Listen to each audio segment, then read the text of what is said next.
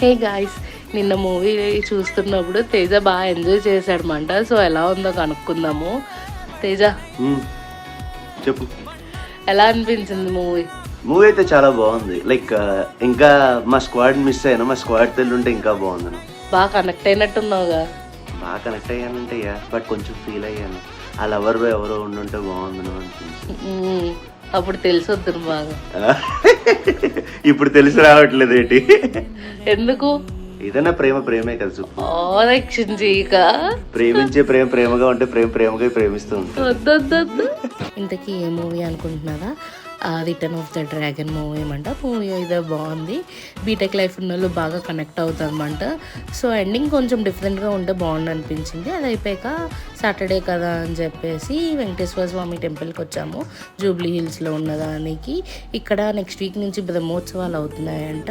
కావాలంటే